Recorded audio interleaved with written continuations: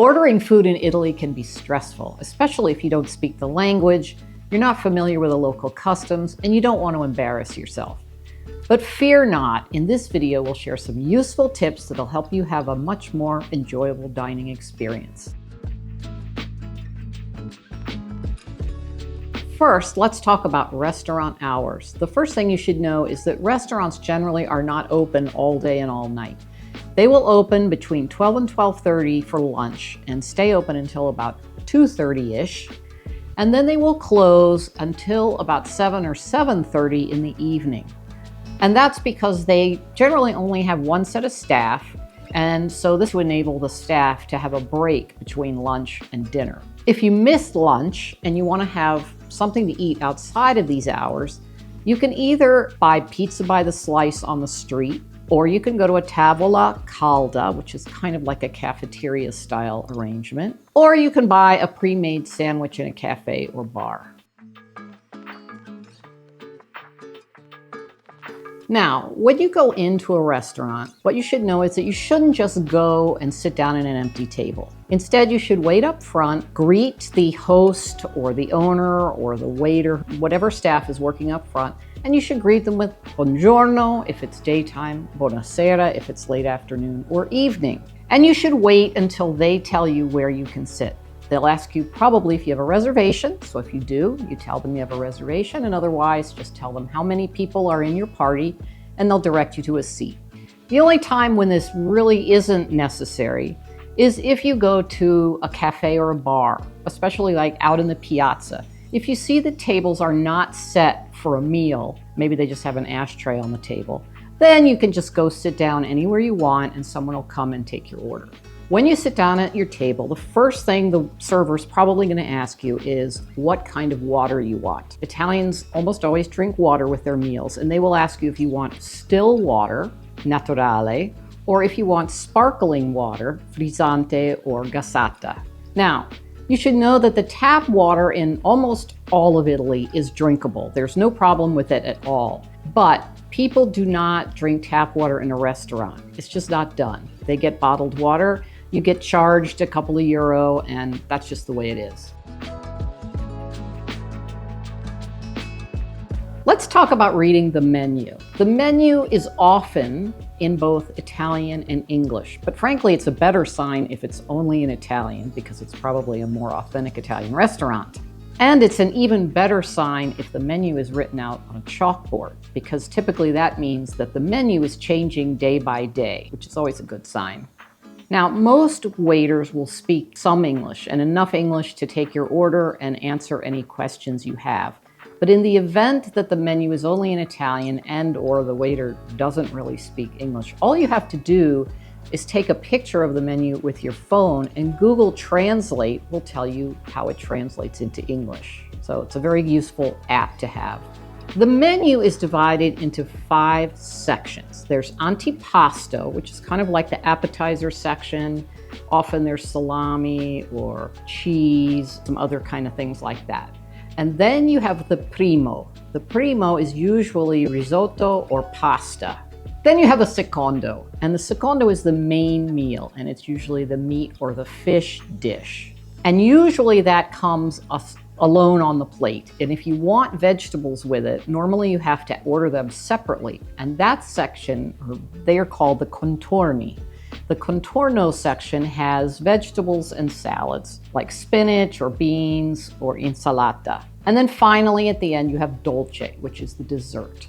A couple of good things to know about the menu is that the prices that you see on the menu are what you will pay in the end. So there's no tax, it's all built in. The second thing to know is you don't have to order one thing from each of these courses. You can order either an antipasto and a secondo, or a primo and a secondo, or an antipasto and a primo, because if you ordered one of everything, that would be a very big meal. And people usually don't do that unless it's a big celebration or a long, relaxed Sunday lunch with the whole family. But if you're hungry, go ahead and order everything. You will enjoy it. If you have allergies, be sure and tell that to your server, and they will explain to you which of the dishes will address your allergies and which will be something you shouldn't order. But really don't ask for substitutions. That's not really a thing they do in Italy. They kind of expect you to eat the dish as they prepare it or choose something different if you can't or don't want to eat some ingredient that is in that dish.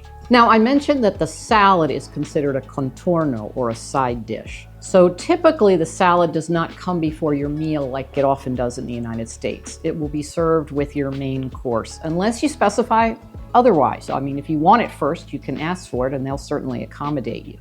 The other thing to know about salad is you won't have a choice of ranch and Russian and French dressing. In Italy, it's olive oil and vinegar. And they will either bring the olive oil and vinegar to the table so that you can dress your salad yourself, and sometimes they do it back in the kitchen.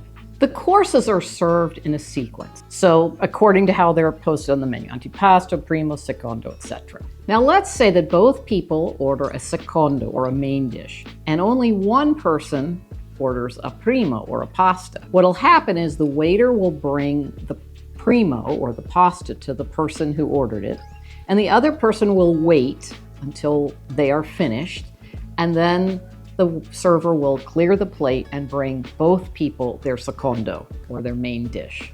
And as I mentioned before, if you want things in a different order or you want everything brought together, you can ask them and they will accommodate you. And if you want things brought together, all you have to say is insieme, which means together. Let's talk about some basic dining vocabulary. First off, to be polite, you would like to say, I would like, or I'll take.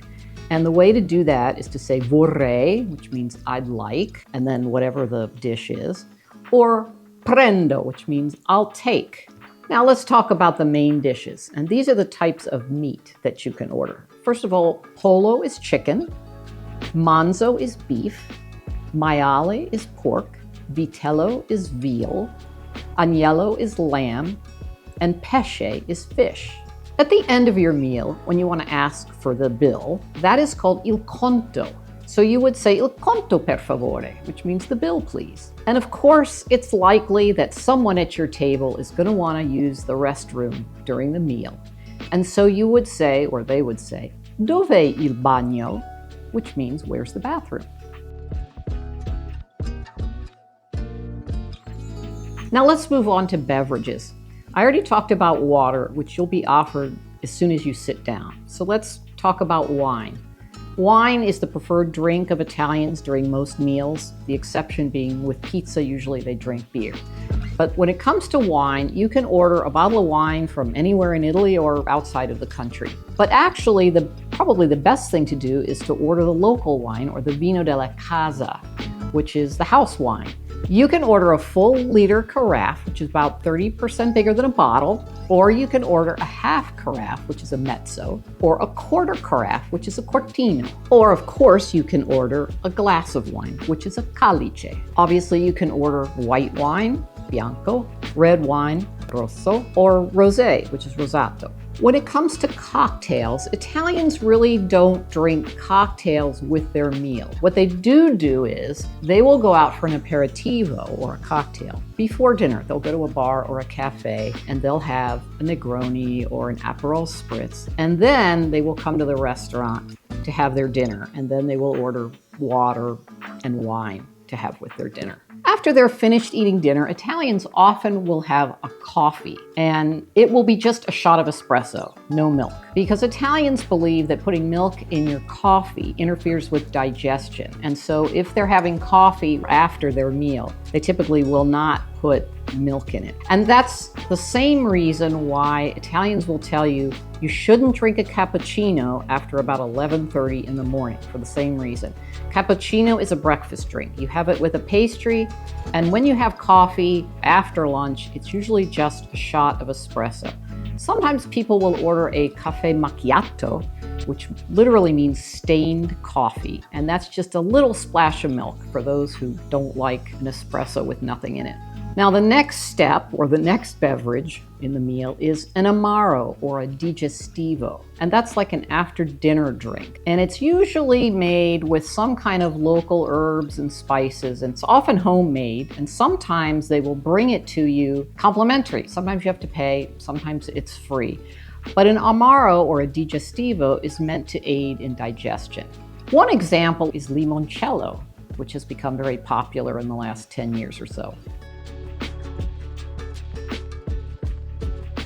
Often, when you go to a restaurant, one of the first things they bring you will be a basket of bread. Now, Italians typically don't eat their bread while they're waiting for their meal because they believe that if you fill up on bread, you won't enjoy or eat all of your meal. Instead, what they use the bread for basically two things. One is to help push the food onto their fork, and the other is to mop up the remaining sauce from their pasta or their meat dish. And that's called fare la scarpetta, which means literally making a little shoe. And they mop up the food. That's very accepted to do that. And then you don't waste any of that delicious sauce. If you are in central Italy, you will find that the bread is bland and pretty tasteless. And there's a sort of a historical reason for that, or at least the story goes that during the Middle Ages, there was a trade dispute between Pisa, who controlled a lot of the trade in that area, and the rest of Tuscany and the surrounding areas. And they wanted to raise the taxes on salt. The other people didn't want to pay for that, and so they just started leaving salt out of the bread recipes. And it just became part of the recipe. And the upside of that is you're not as tempted to eat a lot of bread because it doesn't taste all that great on its own. It's much better for mopping up the sauce. Now you'll notice that they don't bring butter with your bread. And they also typically do not bring a little plate to put olive oil or vinegar in to dip your bread into. That's really kind of an American invention. So if you see them doing that, it's probably a more touristy restaurant. Let's talk a little bit about your server. Now, when they come over to take your order, if you're in a new region or a new area of Italy and you're not familiar with the menu items, you might want to ask the server what they recommend. In fact, you probably ought to ask them anyway because there may be some specialty of the house that they can recommend. And the way you ask that is you can either say, "Che cosa mi consiglia?" which means, what do you recommend? Or, "Che cosa c'è di buono stasera?" which means, what's good tonight? So one thing you'll certainly notice when you're out to eat in Italy is that the server will not hover. They will not keep coming back to ask every 5 minutes to ask you, how's everything tasting? How do you like everything? Is there anything else you want, etc. They don't do that in Italy because they believe that when you go out to eat, you are there to enjoy your meal and converse with your family and friends, and they don't want to get in the middle of that. But they're standing by. If you want anything, all you have to do is flag them down. But don't think that the service is not good just because they don't keep coming over to your table all the time. Another thing related to that is that the waiters are not trying to rush you through your meal. When you sit down at a table, particularly at dinner, they expect that you have that table for the entire evening. They're not trying to turn the table. So they won't rush you, and hence don't expect fast service because that's not how Italians dine. They're there to relax and enjoy and savor their meal. And to that point, when you want to get your check, you have to ask for it. They will never bring the check until you ask for it. When you get your check, you will see all of the items you ordered itemized on the bill, and you will also see something called a Coperto. And what the Coperto is not, it is not a tip. This is money that goes to the restaurant, not to the server. What it is, a charge per person. It's usually about €2 to €4 per person, and it covers the table setting and the bread. Now, I know that sounds kind of weird, but it goes back to the Middle Ages when people would travel from town to town and they typically would carry their food with them, but they would stop at an inn or a tavern, and the tavern owner would provide them with a table out of the elements with a roof over their heads and the table setting stuff, the plate and the dishes and the glass, etc. And for that, they would charge them a small amount of money. And that became the Coperto. For whatever strange reason, it is hung on and still there today, and there's really no way of avoid paying for it. If you want to pay for your bill with a credit card, and most restaurants do accept credit cards, typically Visa and MasterCard. American Express is not so popular, so I wouldn't rely on that as my only credit card. But if you want to pay by credit card, what'll happen is the server will bring a little machine to the table, and it'll read your credit card, and it will spit out the receipt. Sometimes, if you tell them you're paying by credit card, they'll ask you to go up to the front of the house to the cassa, which is the cashier that sits up by the door, and you can pay there. In Italy, it's really not a thing to order separate checks. So let's say you're out to dinner with 5 people. You really can't ask for 5 separate checks. What you might ask for if there's 2 married couples, to split the bill in half between the 2 couples. That they probably would be willing to do. But separate checks, not so much.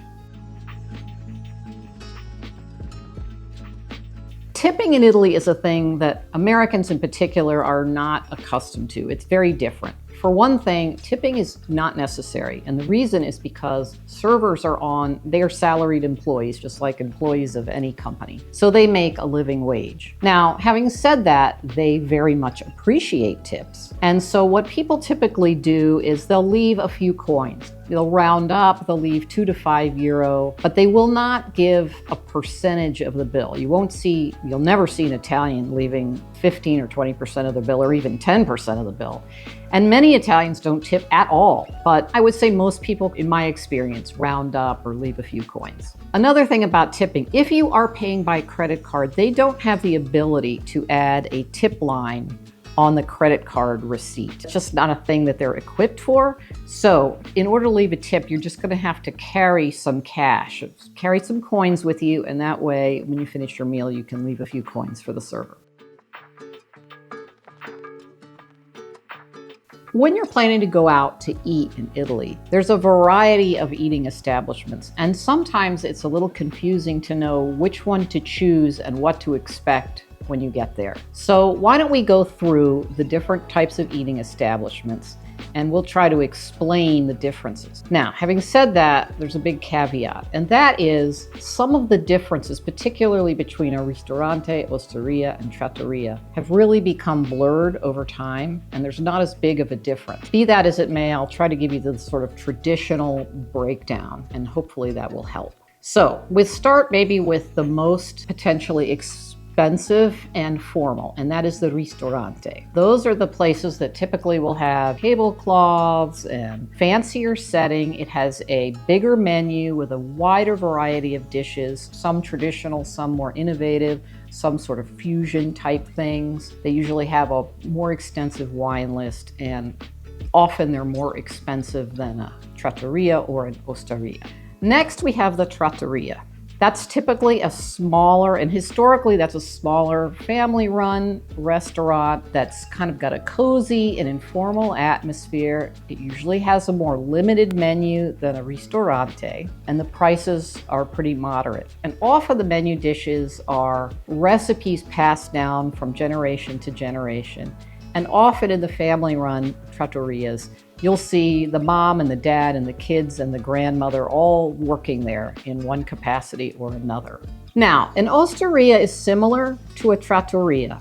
It tends to be a little more rustic and even more casual than a trattoria. Historically, its origins kind of go back again to the Middle Ages, where they were more like taverns or inns, and travelers going from town to town might stop there for a meal and even to stay. Sometimes in the old days, they had a few rooms upstairs for travelers. That's not really the case anymore for the most part, but that's the history. Like the trattoria, the menu in the osteria is a little bit more limited, and it tends to focus on hearty, rustic dishes, and their goal is to preserve culinary traditions. Next, we have the pizzeria. And often pizzerias only serve pizza. Sometimes they serve other items as well. They usually have a wide variety of types of pizza. They either have red pizzas with a tomato sauce base and white pizzas. They often will have maybe 10 or 15 choices of each. Next, we have the tavola calda, which literally means hot table, kind of like a steam table. And what that is kind of a cafeteria type arrangement where you take a tray and you slide it along and you point to the things that you want. Usually there's a limited number of items, and this is really popular among working people who want to have a substantial lunch, but something that's convenient and affordable. Then we have the bar or the cafe. Normally, people go there to have their coffee in the morning, particularly working people on their way to work. They'll stop there for a quick coffee. And a bar will always have a couple of pastries and usually some pre-made sandwiches that are delivered every morning to the bar. So if you need a quick bite to eat, that's a great place to go because they're open all day. And finally, we have the pasticceria, or the pastry shop. Now, a pastry shop will have an espresso machine and tons of the most delicious pastries ever. So it's a great place to go for breakfast, because you can have your coffee and your pastry. But they're open most of the day, and so you can also get a snack there. Let's talk about pizzerias for a minute, because of course pizza is the popular thing to have when you're in Italy. But the things that you should know about pizzerias is typically they are not open for lunch, they are only open for dinner, except perhaps in touristy areas, or where you can buy pizza by the slice on the street. The second thing to know is that in pizzerias in Italy, you can't get various sizes, small, medium, large, extra large, etc., like we can in the United States. Pizzas come in one size, it's an individual size. Now it's a big individual size, and I think big enough for 2 people, but people tend to order, each person orders their own pizza with the things that they want on their pizza. And then feel free to share your pizza. The other thing is, when they bring your pizza, it's not cut up, it's not sliced in any way, it's to be eaten with a knife and fork, and that's just how they do it. A couple of final things to know about pizzerias. First of all, while they do have lots and lots of ingredients on their pizzas that you can choose from, pepperoni is not a thing. If you order pepperoni pizza in Italy, you will get a pizza with bell peppers on it, because that's what pepperoni means. It means pepper. Also, don't order pizza with pineapple. That's just not a thing in Italy, and they will give you a very odd look if you ask for it. The other thing to know is pizza is most often accompanied by beer or sometimes soda, particularly for kids, because in some parts of Italy, even drinking wine with pizza would be considered a little bit odd.